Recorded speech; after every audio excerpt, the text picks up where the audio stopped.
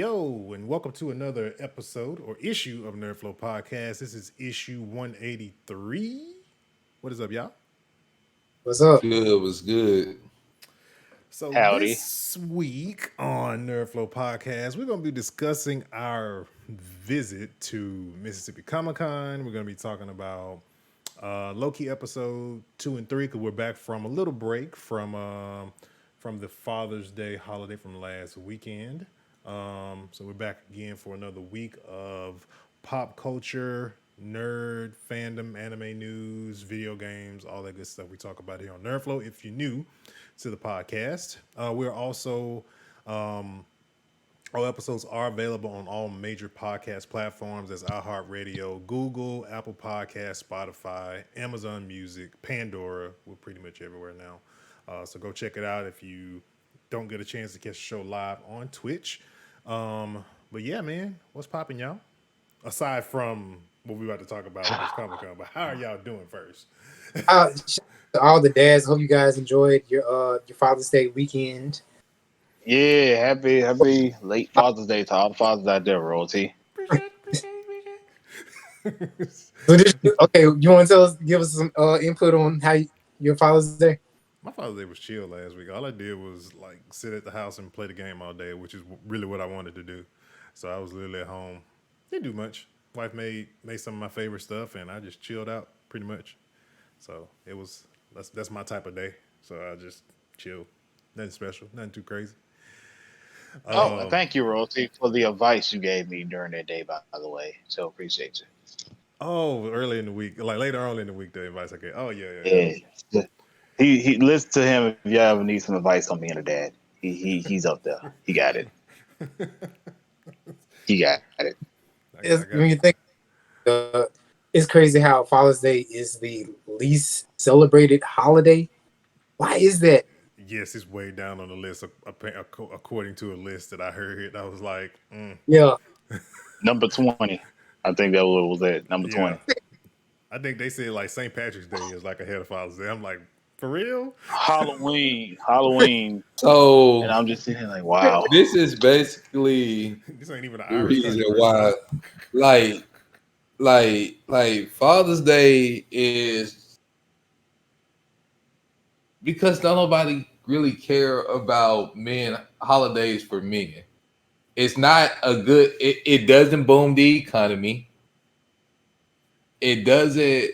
You just think about it. Easter booms the economy. Halloween booms the economy. Christmas booms the economy. Mother's Day, like Father's Day.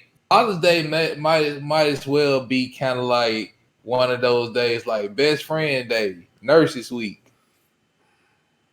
I'm just saying, like, May the 4th be with you. That's the category Father's Day fall in. Bro, I wonder if Nurses Day is ahead of Father's Day. I just want to know. It probably is. It probably is. Brothers Day. And then you got to Day. think about it. Most dads, like, you got some dads out there, you know, you got some good fathers out there, whatnot. But a lot of people resent their fathers. Yeah. Some people do. So, you know, it's not a booming holiday. And, you know, you got this stigma with, like, yo, like, you got some just, like, I don't want to get into it. That's a topic for another time on another channel. But it's a whole nother show. Another show. But, yeah, that's Father's Day is probably below. Like, I think dogs got a holiday that get more celebration than Father's Day. National Dog Day. Yeah, I think more people participate in that than Father's Day. Did y'all see And then if you get out there and there's somebody grilling, it's pretty much the dad out there grilling for himself. Which is sad. That is sad. Oh man, that is sad. I need you to grill for me. That is sad. So yeah. Okay. I mean, I want to be a dad one day, but you know what I'm saying? I already don't get nothing for my birthday and Christmas, so not getting that on Father's Day wouldn't be new. Except for you guys. Except for you guys. I appreciate you guys. Yay. let's Yeah. talk. Appreciate you too. So let's talk about the top 5 worst fathers of any animation ever. Hey, Hachi Mishima. I know it's a video game, but yeah, The he shirt literally that takes the cake. the shirt that Young has on. Hey, y'all gonna What stay shirt off. that? What shirt Y'all that? gonna stay.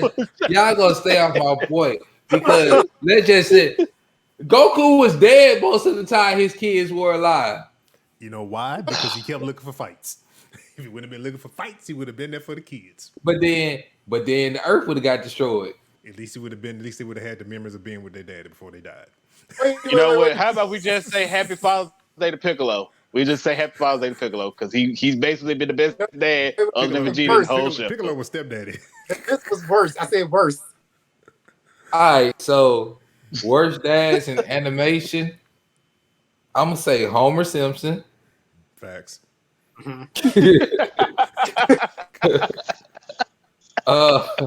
Like I can't like Homer doesn't deal with his kids unless he's choking the shit out of Bart.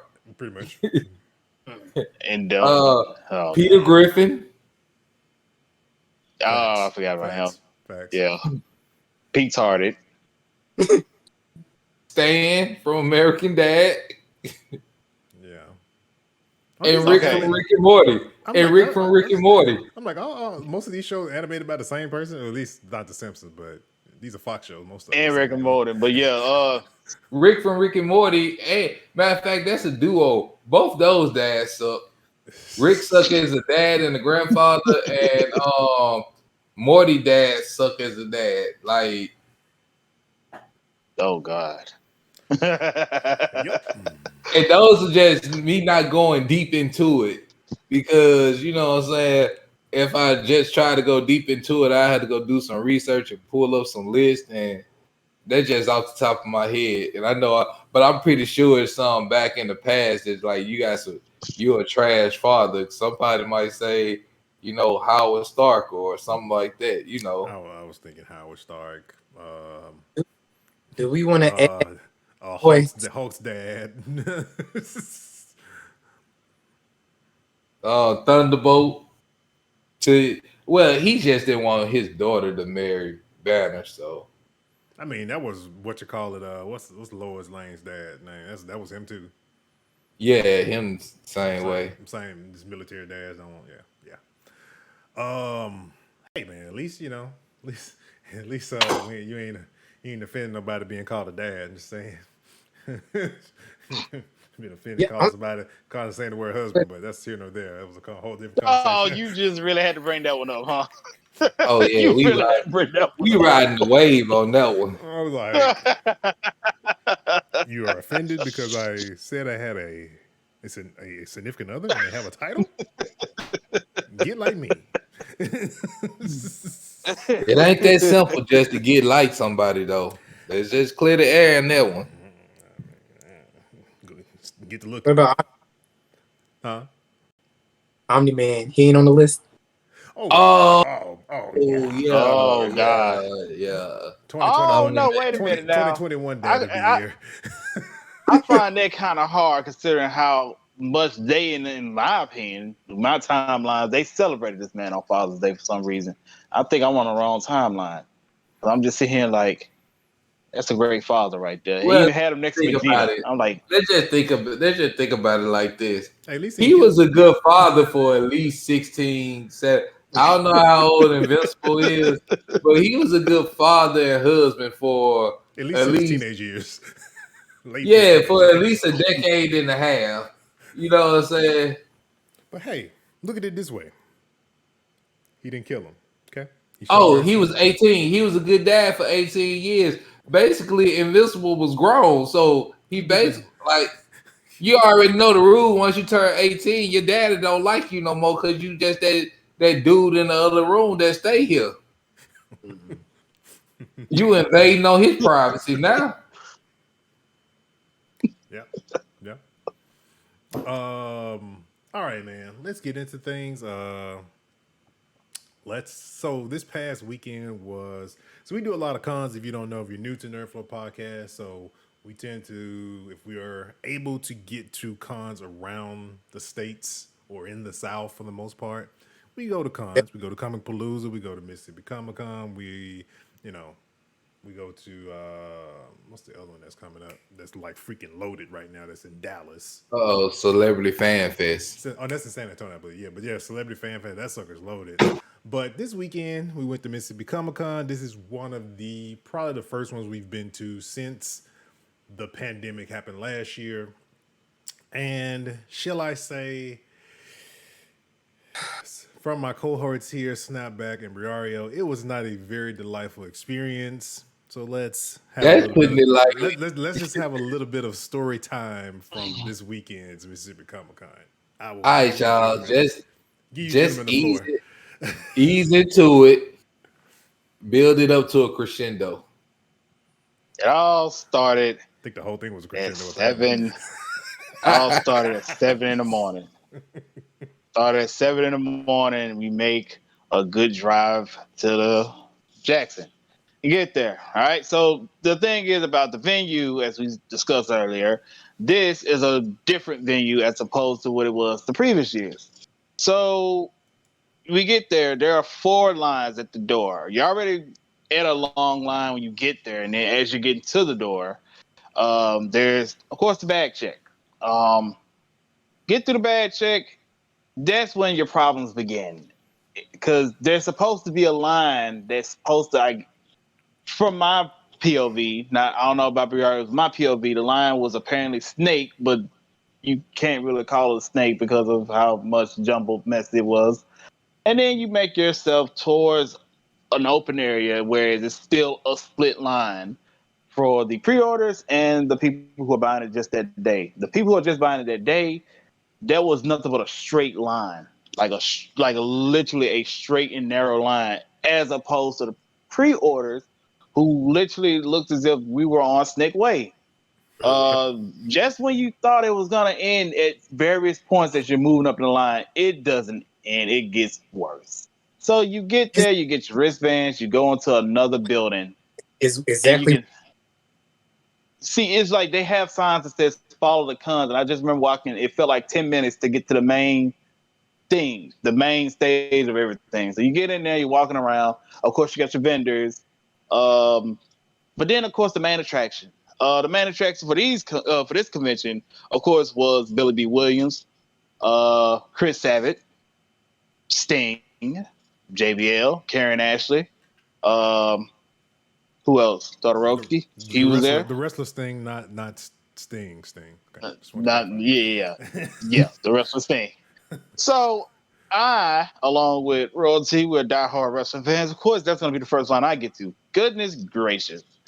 It was the total time of being in that line was 2 hours straight. And why is it 2 hours straight? And why did I stay in that line? For starters, I again am a hardcore wrestling fan, and Sting is a wrestler I grew up with as a kid. Now the reason why it was long, not even just because of the length of it, but the issue was pre-orders. Now, if you have a pre-order ticket, you don't really have a problem. When you're not a pre-order ticket holder, you got a problem, because the thing that held the lineup was more pre-orders were coming in late, and they just shoot them straight to the front. So when you were moving up, as you're moving up and a pre-order comes up, oh no, you're going to stay there until all the pre-orders that are coming up get what they got to get and go. And at one point, Sting had to go take a photo op. Now, this is in no way as me bashing Sting, because the man was patient enough to even was nice enough to extend his stay that day, because he knew how many people were there to see him. So he extended his stay. And when I met him, he was a very cool guy, very nice. And on top of that, was able to give me a great photo. But yeah, that line was approximately 2 hours. And within that 2 hours, and this is where I shift the attention towards the resident artist of Nerdflow, Briario, I met him because we had to FaceTime each other to see how things were going. Chris Sabat line, as always, ridiculously long. Like, makes Snake Way look like a small path. That's how long Chris Sabat line was. But midway, as I'm getting up there to Sting, Briario pops up. He's there with his Billy Williams shirt, and his line didn't really start when he popped up when Barario came. So Barario, this is your turn. This story has shifted to you. Well, as you know, okay, I think the very first issue was the parking, bro. Like there was nobody directing traffic. Nobody knew where to go. There was nobody to like assign like where to park. They only had like one sign, but you had to go around the entire building to actually get to the entrance. It wasn't at the front like when you get to the gate. So we had to park and walk all the way around the building just to get to it. Actually, see where the entrance was. Like I said, there was the problem with they waited to the last minute to actually tell you that you have to be in a certain line for bag checking, and so I'm like, yeah, shouldn't the whole front entrance be like a whole bag check line? It, everybody everybody coming is sure enough going to have a bag. Right. It should have been a smooth transaction. Just go straight on in. Did you tell them how the bag check went? I forgot to tell them. It was the fact that they made 5 different lines of people standing at a table with a ruler poking in your bag. That's all they did. And that's literally all. That's literally all they really do. Because even at Comic Palooza, like that's all they did. The magnitude of the amount of people that are at Comic Palooza and it being in Houston probably dwarfs yesterday. And we go through the line pretty freaking fast at a Comic Palooza. 15 minutes or less. Yeah. And it's on top of that, they have a bag check for cosplay and they have bag check for regular people because they have to check, weapons and all props and all that stuff, make sure nothing's real. Exactly. I will say this compared to where I went to in Alabama that time, whereas you couldn't bring no bag in unless it was clear. This was, that's a bit better. They didn't say anything. Though. Did they tell you that rule at last minute though? That it had to be a clear bag. Was that a last minute thing? At that convention, yeah. Come to find out, because they didn't have a bag stipulation. It wasn't until I got to the venue that you had to have a clear bag.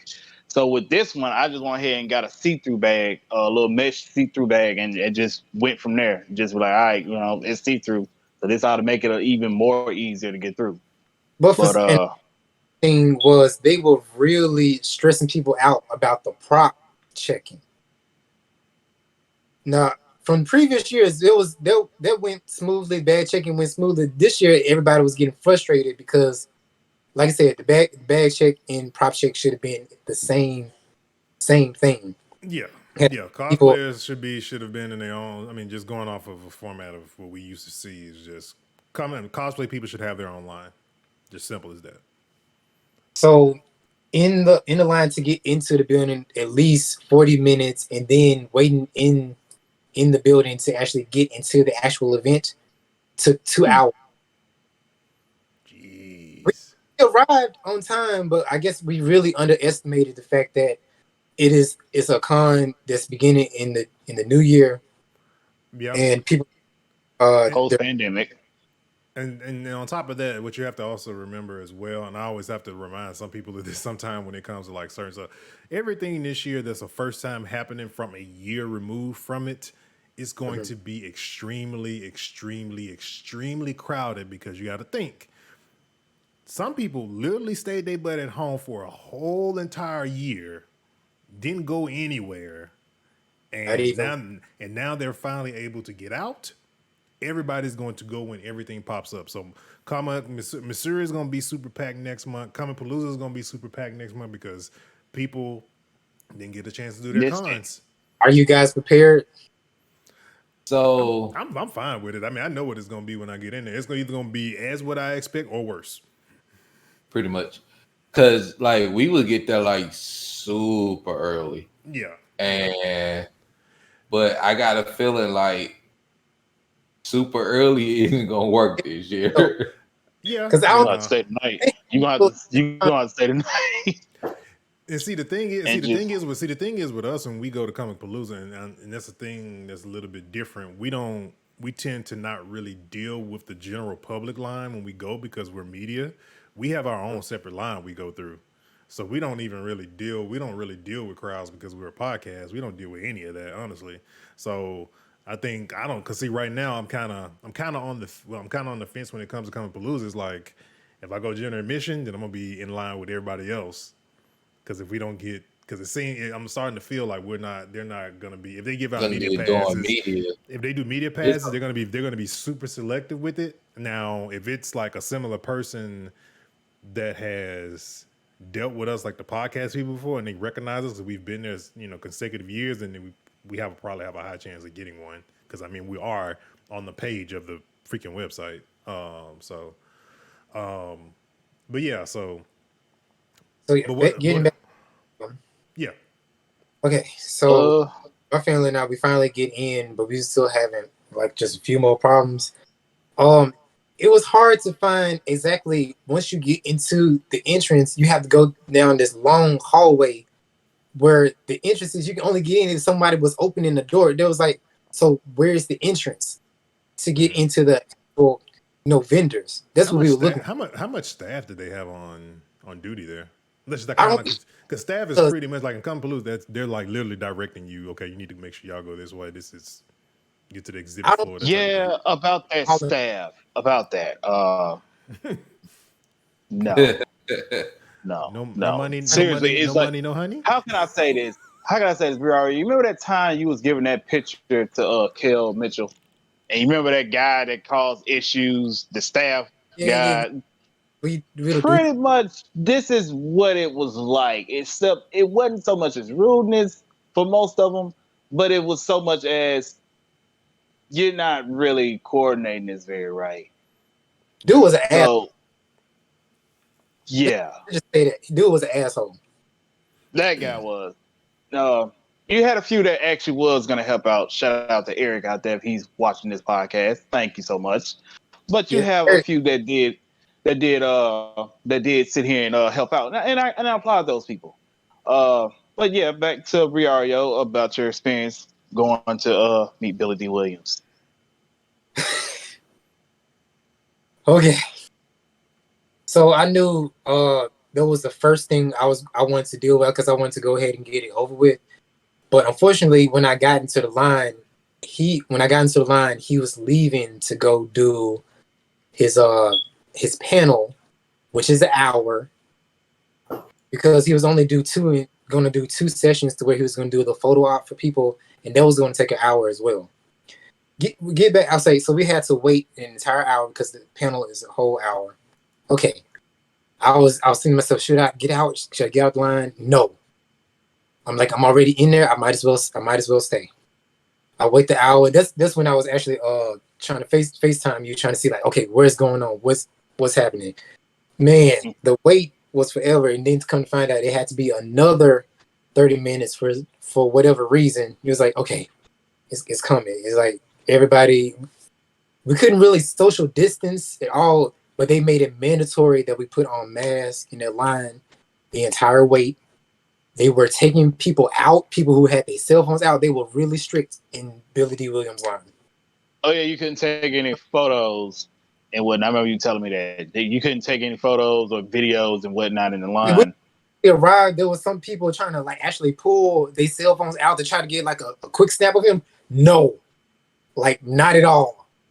Whoever dude that was assisting him was pointing people out who didn't have their mask up and they was taking their cell phones out, got escorted out of the line. I kid you not. Dang. And so we finally, the line is getting some movement. And then there was this guy. There was this guy with this big blue box with a stack full of comics.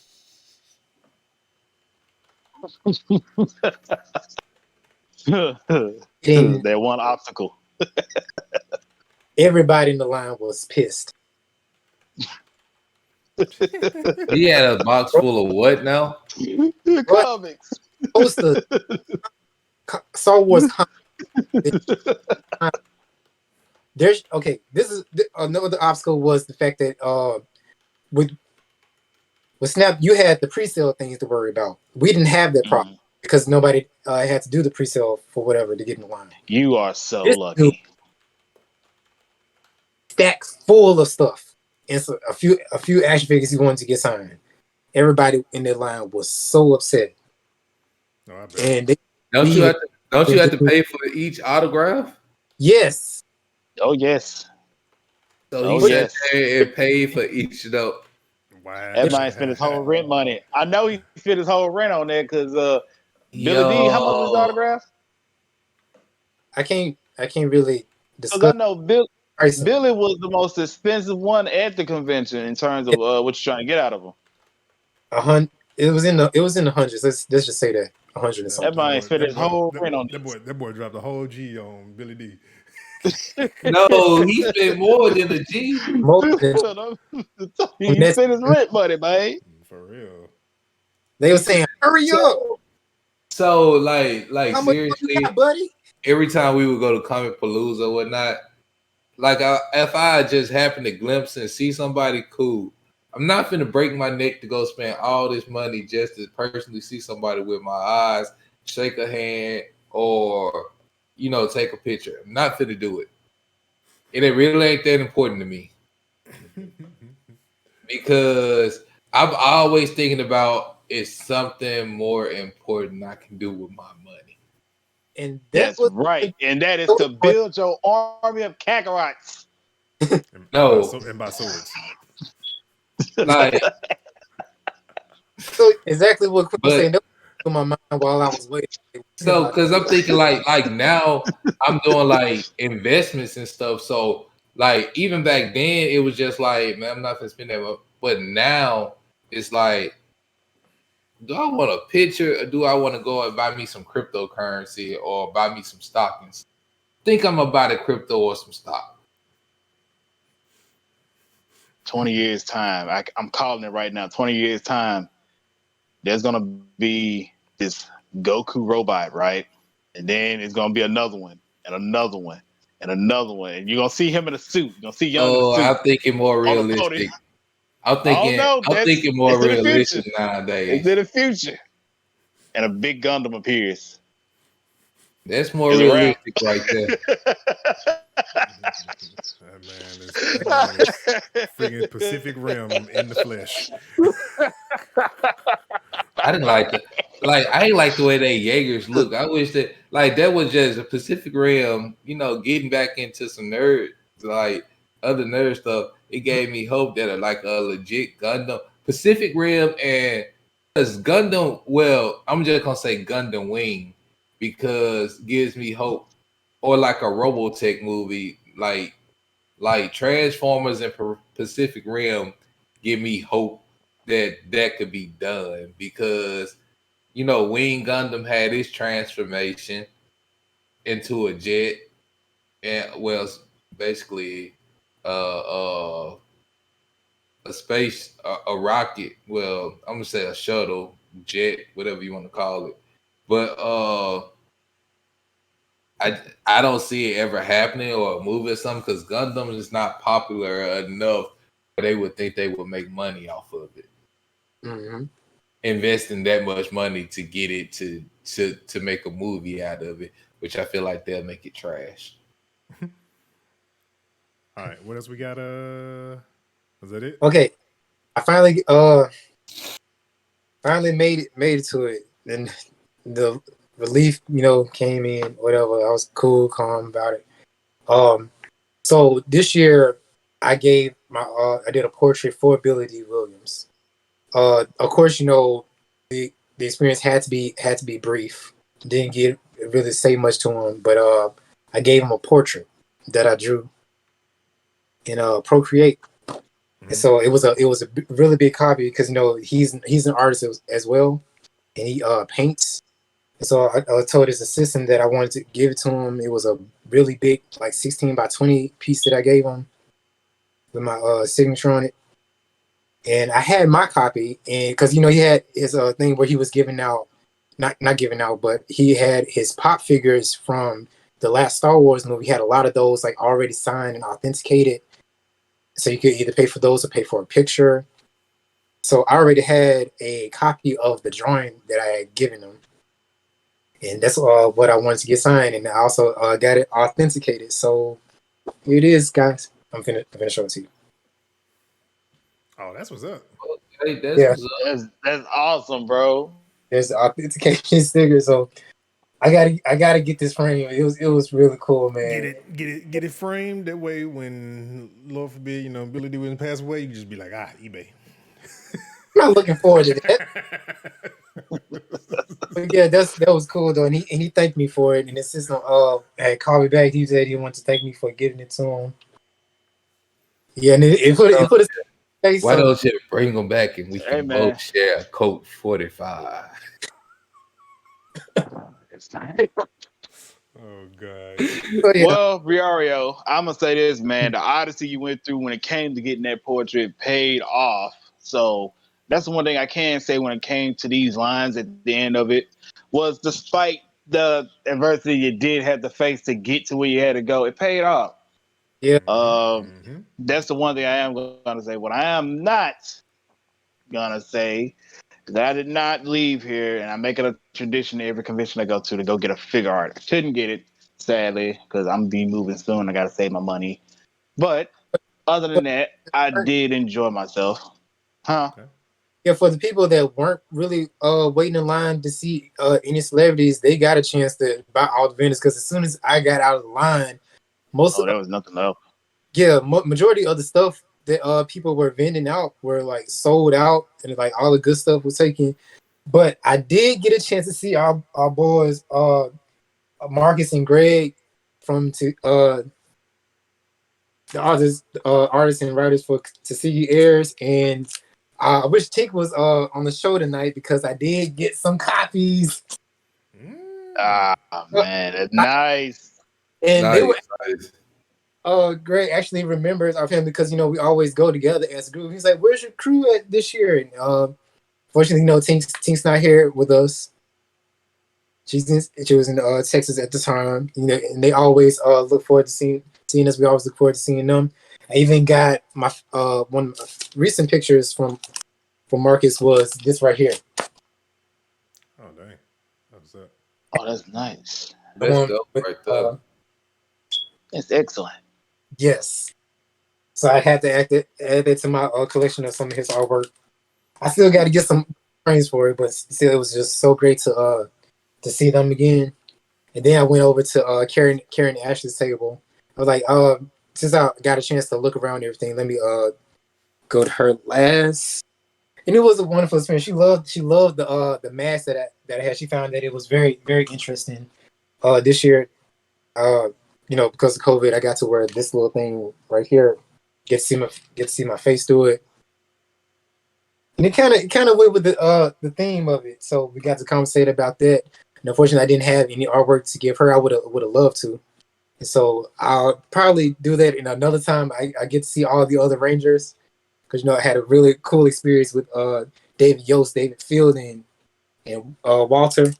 And I got a selfie with her and even bought a few pins from her. So I got that one. Couldn't Walter. yes. And I got one of why you laughing? Let's not do this tonight. Let's not do this tonight. What's Let's up? go. Let's just go. Some dope. Don't do it. Don't do it. All right, man.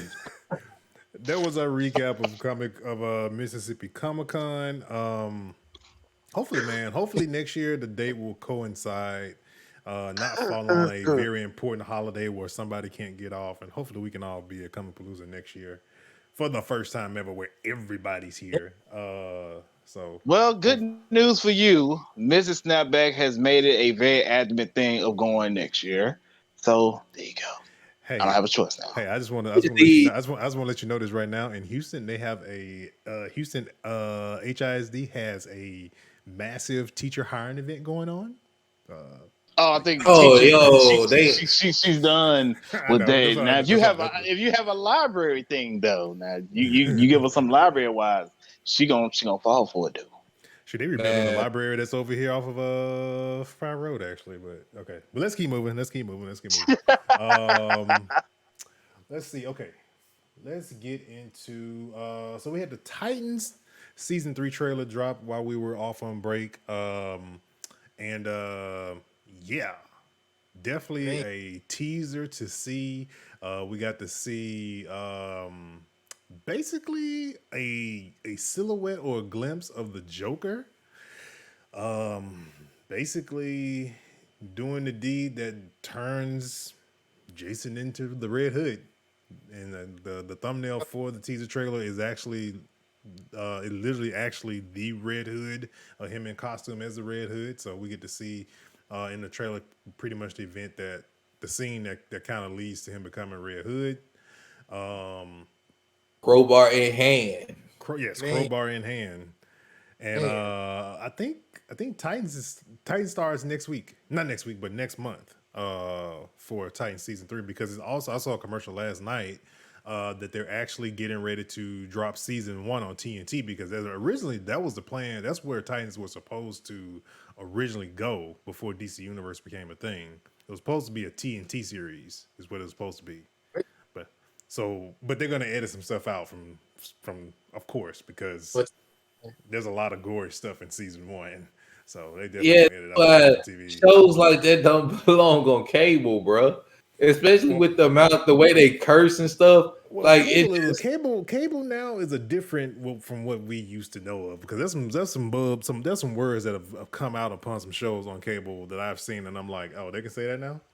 So I'm gonna watch it. I just want to see exactly what they let slide, because I done seen season 1, so I'm gonna see what they're gonna let slide on live. I didn't TV. watch season 1 and all of season 2. So Yeah, no, I have to.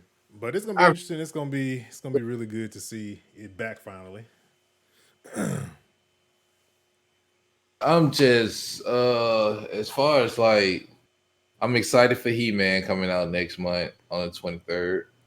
I'm gonna be on my flight burning it up. I'll probably watch the whole season, but in one day. But I mean, as far as like with Hopefully they don't burn you with the once a week episodes, and they just all of a sudden, oh, we're gonna do week by week. man, if they do that, still I'll be on time. I've been watching Loki and everything week by week, so you know. But like as far as anime news, man, like everything is so secretive, bro. Like I've been trying to find information on Bleach. I've been trying to find information on Dragon Ball Super. Like when new seasons of this coming out, when does Demon Slayer new season come out? Everything is up in the air. Only thing they're saying is that they're coming, but everything is up in the air. And then I have to understand Japan is really suffering with COVID right now. Yeah. So worse than America. yeah. Yeah, because that jump, they were the first one in the clear, and then it popped back up again. So Yeah, then they dealing with the issues with the Olympics, and really they probably gonna have another spreader event because they letting people into the Olympics. yeah, from different all parts of the world. Yeah. So real quick on Titan season 3, actually it's not July. I thought it was July. They look like they moved the date probably. August 12th, 2021 will conclude on October 21st, 2021. So we're gonna get some episodes, and then it's gonna take that fall break that shows like to take, and then yeah, it's gonna be 13 episodes. So HBO is gonna be premiering on HBO Max on August 12th. All right. Snap. This week we got some more cuts from the WWE of Mr. Nick Khan. I actually saw a picture of this dude. I'm like, well, yeah. Goodbye to 05 Live. Yeah, they're cutting a lot of the developmental people. A lot of the people in the cruiserweight division that they had on 205 Live got cut. That show is literally down to like about. I mean, if you count the people that's on that particular show, cut it down to like 4 superstars from what somebody's count is. Who else got released? Some notable names: Tyler Breeze, Fandango got released. So, I mean, oh man, and I don't know how I look at it is like there's always diamonds in the rough, and it may just take them to go to another areas for them to actually shine. Uh, Yeah, no, most definitely. I mean, only thing they're really doing, how I look at it, the only thing they're really doing with, I would say, with all the releases they've had, these, what is this, like the fourth round of releases they've had? The only thing they're really doing at this point, being that everything in the wrestling world is about to open back up in July as far as shows go, and especially indie mhm. shows. The only thing they're doing at this point, they're basically feeding the indies at this point because the indies are going to be really popping, and people are going to be making money because a lot of these promotions are going to be able to start back up again, and so it's going to be it's going to be a good time because let's be honest, I can honestly say, yeah, it was kind of cool to have some of these people go to WWE or go to NXT, but in retrospect, WWE was just hoarding talent, and honestly, when they were signing people, a lot of people we either they weren't doing anything with them, and they were literally kind of drying up the wrestling indie scene. Honestly, to be honest, so I mean, it's kind of a good thing for some of these guys to get back out, and especially some guys that have never been like Tyler Breeze has been a WWE guy for Jesus, I don't know how many years. Years. We're just gonna go ahead and say years. He's been that guy, and Yeah, you know, wonder how up down down is gonna be without him around. But at the same time, I'm excited to see what they're gonna do. Um, like I said, I don't know. I'm not too affected by Tony Nese getting released. I don't know. It maybe because I haven't seen too much of him, but I'm he's gonna just be good. He's gonna probably end up going to maybe like he can go to Impact, he can go to Ring of Honor. he was there before. I'm about to say yeah, he was there in Impact before. Yeah, for so So he's going. I think he's going to be good. I think like Tyler Breeze, for example. I think he'll be a good fit for Japan to go to New Japan and do what Juice Robinson did, and true. maybe pull Liger out of retirement one time to do a rematch. I would like to see. And it's crazy. It's crazy. Killian Dan gets released the week his wife debuted a new superhero gimmick.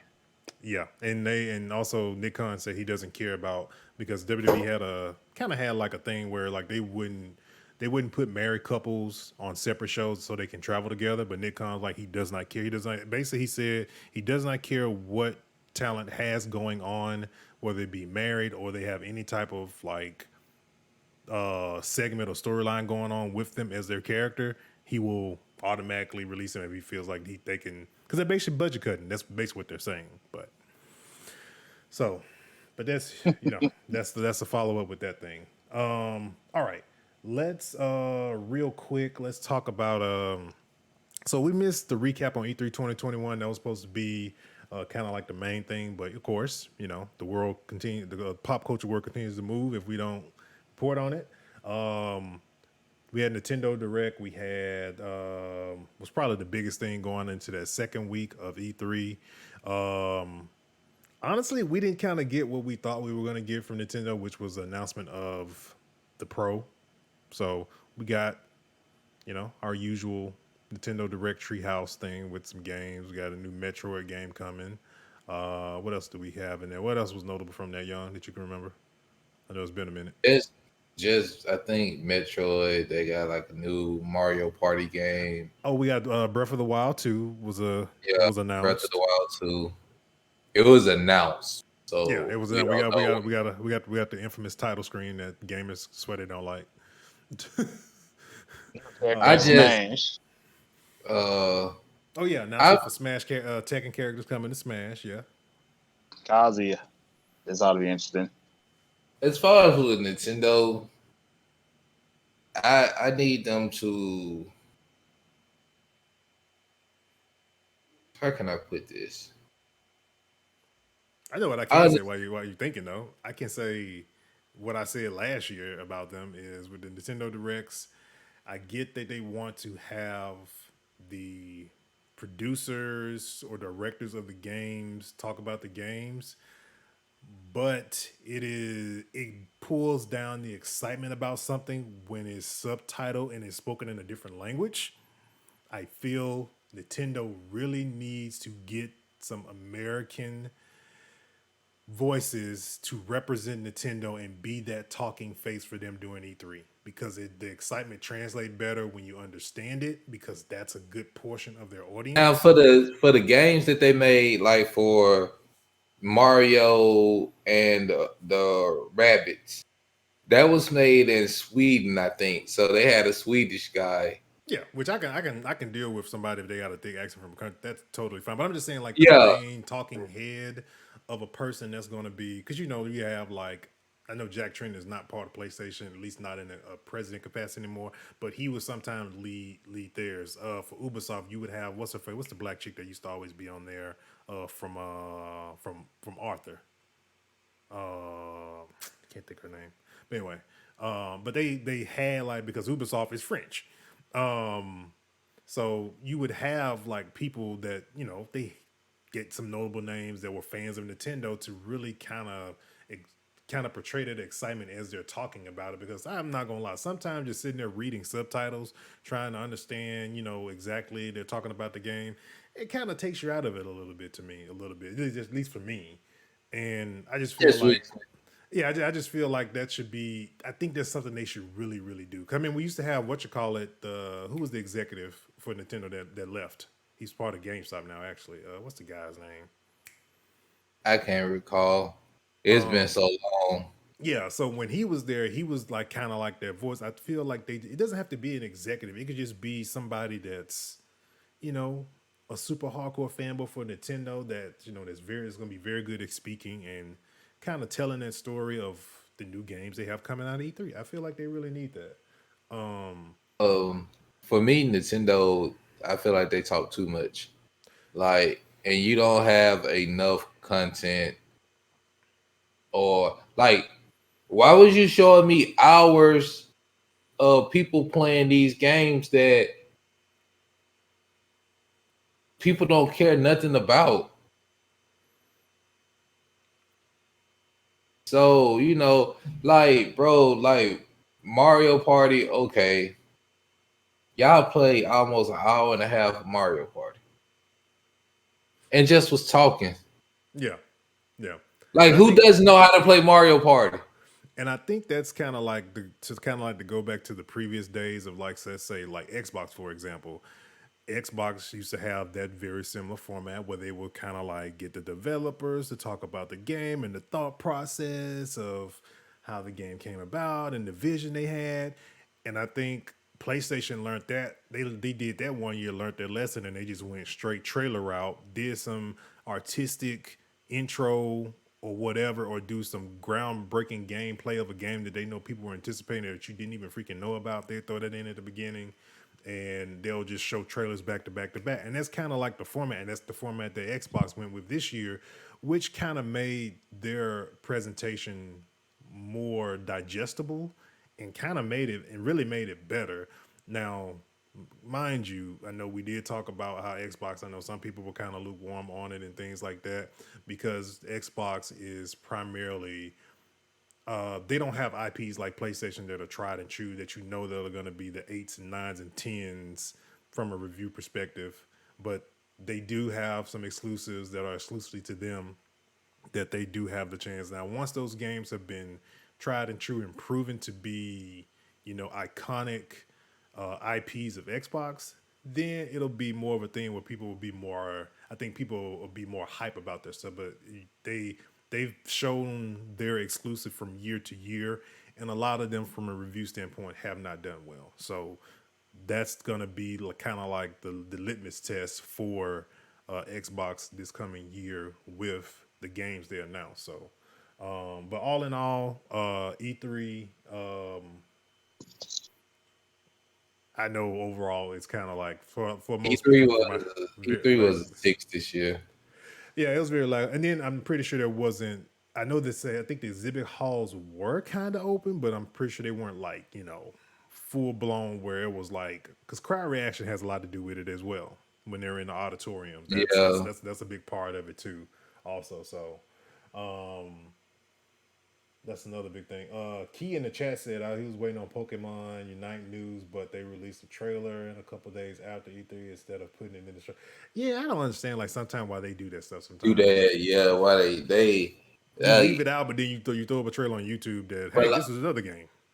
But like I told y'all, Nintendo is waiting on the Olympics. Watch this. Watch during the Olympics. You're gonna see so much Nintendo stuff drop because it's gonna be their time to shine. As pretty much other like if Atari was still making systems that sold, Atari would be considered the grandfather of the console. But like, I mean, Nintendo as the grandfather, and being based in Japan, they're gonna show out during the try to show out during the Olympics. I guarantee it. We'll see. With the Olympics being in Japan. We'll see. We'll see. All right, man. Let's talk about spoiler alert before we get into if you have not watched or seen the Loki series, or if you're one of those people that like to wait till the series is completely done and concluded before you actually watch, because you're one of those people that you've been spoiled with, binge watching everything, then I suggest you probably cut the show off now. But we're gonna get into discussing episode 2 and 3 of Loki. Y'all gotta give me. Somebody gotta guide me on 2. I remember 3 because it just recently happened. You gotta guide me on 2 here. So what we got? 3? I mean 2. I'm trying to think 2. I'm about to start to go back and watch if we miss because of a holiday, because I straight up don't remember because the most recent episode is fresh in my mind. So I think with 2, I think what he was trying to do in 2, he's already getting started with TVA trying to track down who is this variant Loki is. Oh yeah, It was in the they went to the basically he found out that the supermarket, the big box store. He basically found out that his variant was hiding in natural apocalypse. Yeah. Okay. Nice. Like it was funny when they went to Pompeii. Not that it's being refreshed. It was funny when they went to Pompeii. But I mean, it wasn't really eventful.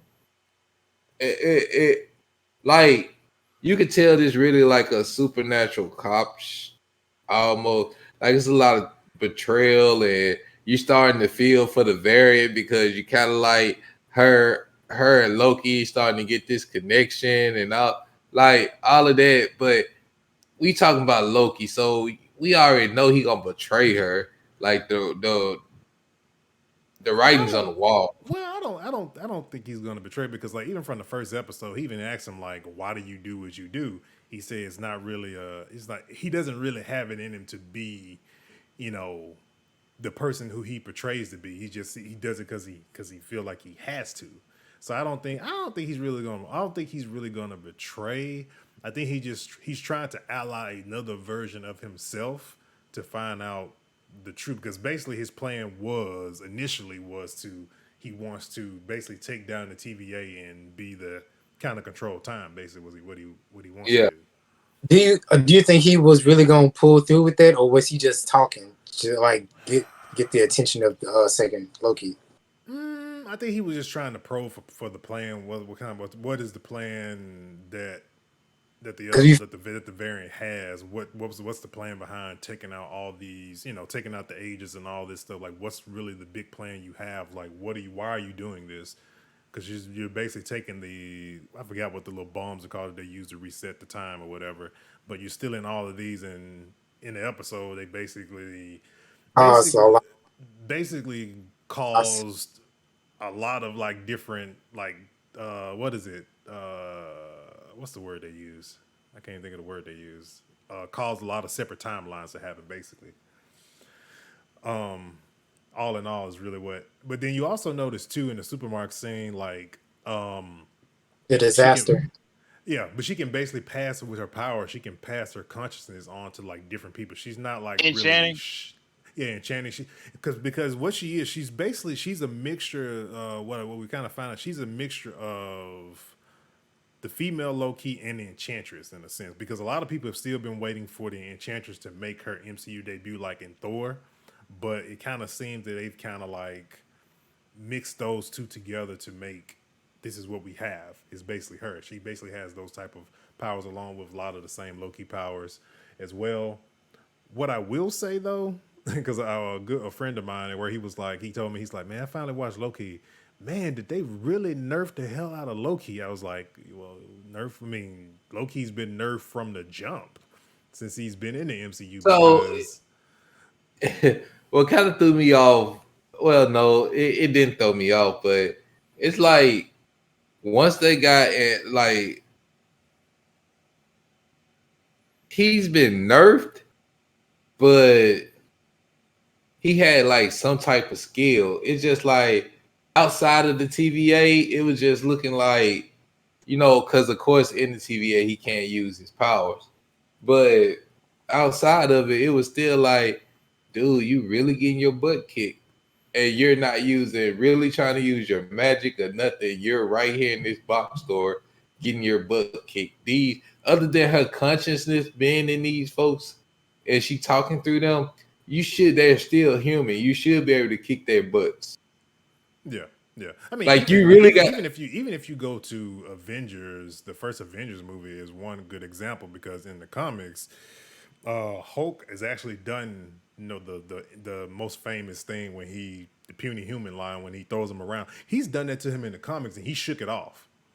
So from that point, there is a key example that Loki is not the Loki of the comics, and even Kevin Feige even says that the MCU Earth 616 is where the comics are based at, and he's actually said that the MCU is its own multiverse within the Marvel continuity that connects with the comics.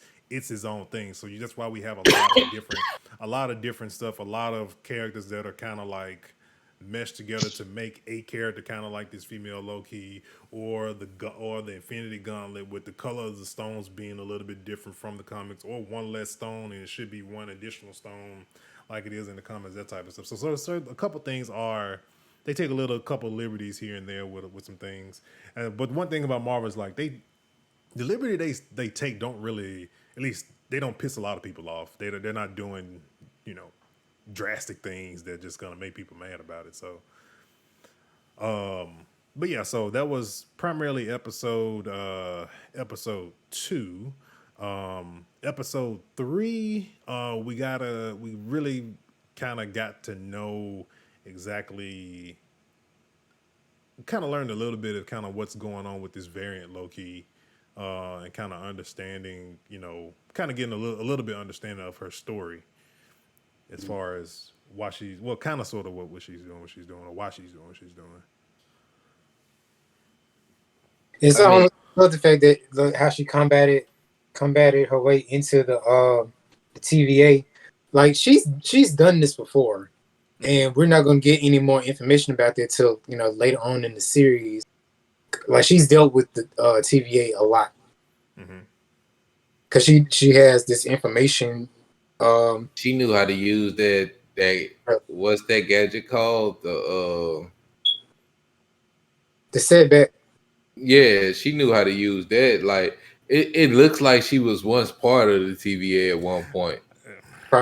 She could because of the method that she used to get into one of the many people's minds. Like you see that she went back into a time like before she was even part of the TVA. This girl, because they were saying most people are born into the TVA, but that's not the case. They were once, lived a regular life before the TVA. Yeah, she basically said that they're basically all variants, but they don't know it because apparently their mind has either been wiped of their past, but they're variants from other timelines to be part of the TVA.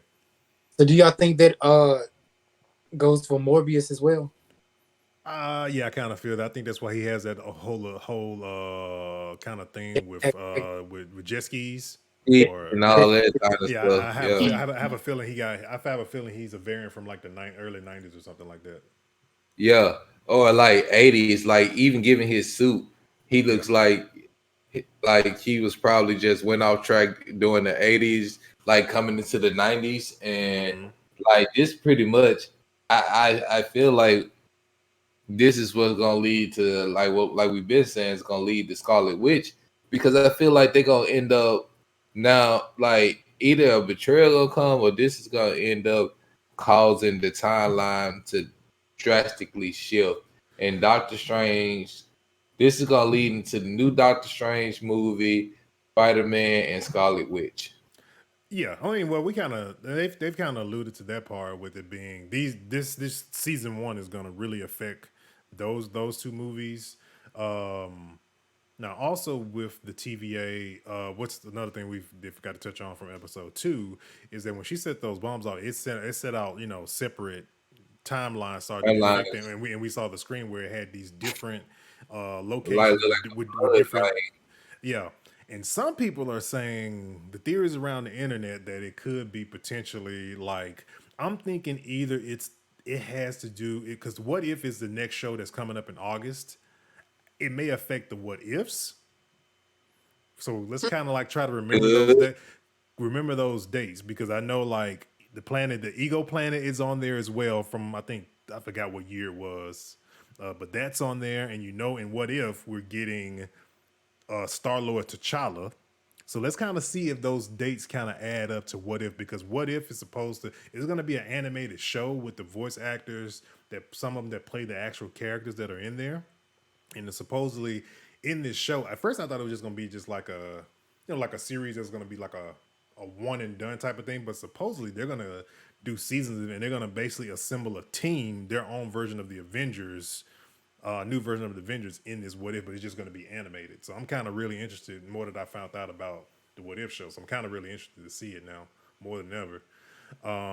But yeah, I have a feeling that it may have something to do with that, or it could have some potential to do with maybe some stuff that's like like later on that we probably won't know till, like way later on. Yeah. When they do the Disney thing on Disney Now, I think it's called, or yeah. Let's see what else. I mean, that was probably the most part of it. Now, some other things. There's been a lot of theories floating around the internet about the TVA. One is that the TVA is the quantum realm. Is because when wife comes out of the quantum realm, she said it's a city. And what they show, the screenshot they kind of show, if you go look back at Ant-Man 2 and kind of look at what the TVA looks like, the city that it's in, that it's made of, it looks very, very similar to what she described. The outside of it. Yeah. So it looks very similar to that. So that's one of the theories that's going around the internet with the TVA. Some people are also saying that the middle, what's the name of the people that are over the TVA? What do they call? I can't think what they call. Freaking name slips my mind right now. It been stuck in my head. They lizards. Ever since Loki said, yeah, the lizards. Yeah, it been stuck. The I guess the Watchers or something like that. Yeah. I guess you can just say I can't even think of it right now. If somebody in the chat knows, please say it. I can't think of it right now. But yeah, so supposedly Kang might come from this group of them. They may change it up a little bit, and he actually may be. This is probably how we're going to end up getting Kang the Conqueror. It's potentially could be. Oh yeah, she did say in her office that you're not the only assistant that is working for me. Who could she possibly be talking about? It could have been Kane, like a reference to Kane, because they know each other according to the. Yeah, that's her. Well, Kang is her. Well, he's her. They're each other's love interest in the comics, and supposedly she's not. Right.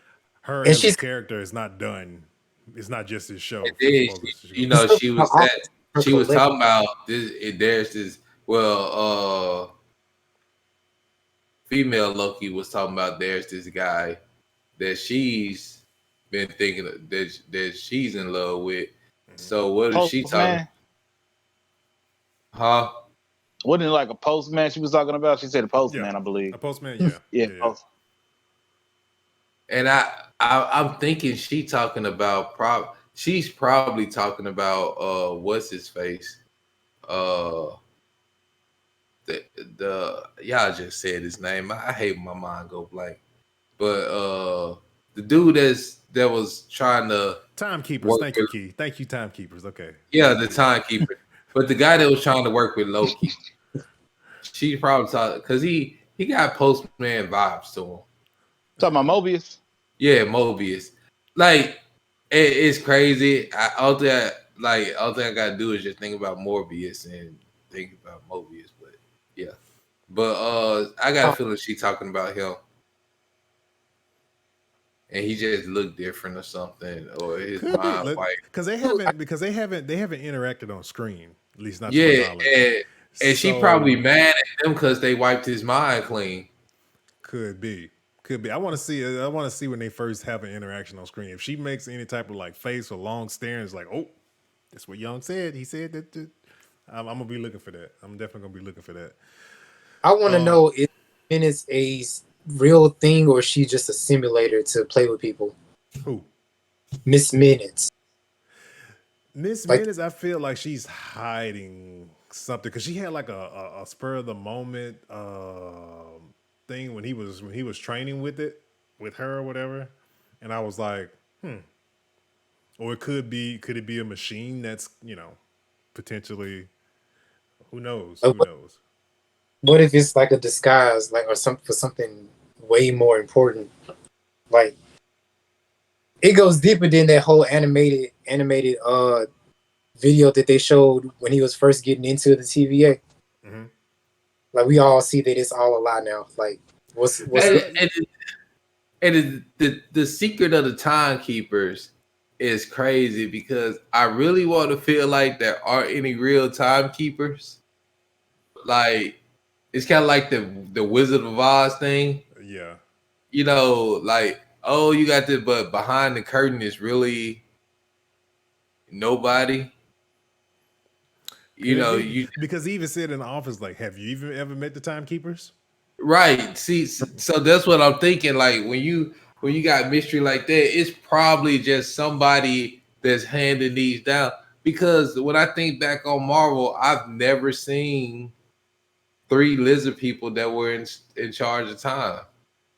I know in the comics they do show them, but I mean, like I said, it could be a twist to it. It could be a twist to it, of course, as it potentially could be as well. Yeah, she's supposed to be involved. Yeah, supposedly like I was saying before, supposedly the middle one is supposed to be what basically supposed to be Kang the Conqueror out of the timekeepers. We're gonna see, female, isn't it? I think the one in the middle is a male. I think there's one. I mean, what it looks like potentially could be a female timekeeper. It could be. Or like they could just have a mask and make him look like yeah. So yeah, that's I mean, coming back into the past from the future. Yeah, but I just have a strong feeling about where they are in the TVA. I feel like that could potentially be the quantum realm because in Ant-Man 3 Quantumania we have Kang the Conqueror being a villain. And again, going back to the description that she did when got out of the quantum realm, what she described, I just feel like this is the quantum realm that we're in. And another thing too. Do you remember in Avengers Endgame, there was a piece that Tony Stark called the Mobius something? Right. And when he making the time machine. Yes. There's a piece called the Mobius something, and I'm like, bro, come on now. So that was another thing I caught. So it's like, I don't know, man. This is, like I said, it's I think because we got episode 4 coming up this week, we haven't had that episode that's like, man, I have a feeling that's coming up very soon. Because we only it's only 6. Yeah. Yeah, it's time they start, dropping some bombs. Yeah. And then we got a season 2, of course. They already been renewed for season 2 before season 1 even came out. So there is a leak though. Can we talk about that? Yeah, what's the leak? What's up, Molly? Did- I hope this is real, unless it was like a Photoshop picture. They're saying that they're going to dive into they call it Sil. She doesn't like to be called Lady Loki, so the name is Sil. Did I say it right, Sylvie? I think Yeah, it's Sylvia. Sylvia. Yes, Sylvia. Yeah. They're going to do like a flashback or go dive into like her story or how she came to be. Yeah, I have a feeling that's probably that's got to be episode 4. It has to be 4 or 5 because you ain't got that many left. And I know we got to get the scene because I've know there's a screenshot from the trailer from 4 where Loki is fighting. It looks like members of the TVA or something like that in a different. It doesn't look like the normal place they've been the whole time. Either they made it through that door to get to the timekeepers and he's fighting off whoever, but yeah. So I have a feeling that's either going to be part of episode 4 or it could be potentially the one. I think the Agatha Harkness episode was like one, like the flashback to her kind of origin story was like the episode before the finale. So it's probably going to be 5.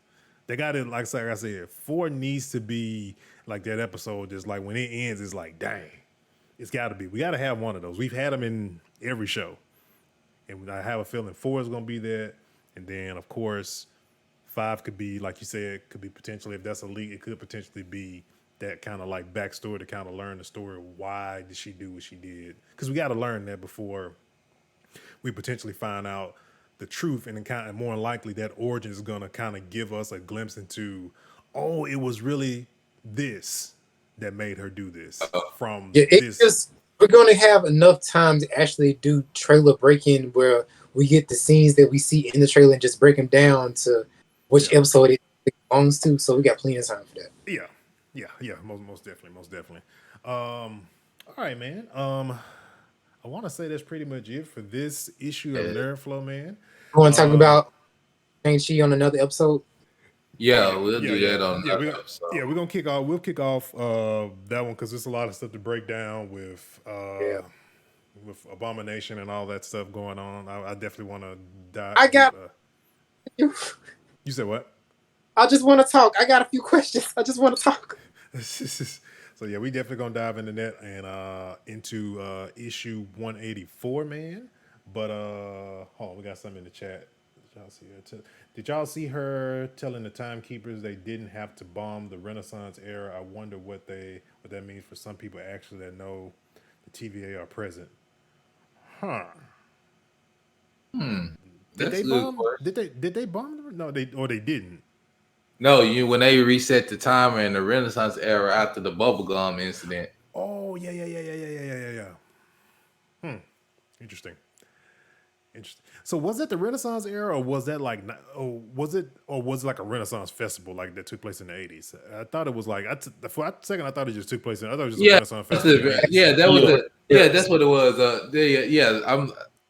I'm confusing the two, but yeah, that's what it was. The Renaissance fair in the 80s. Okay, that's what I thought it was. Okay. All right, man.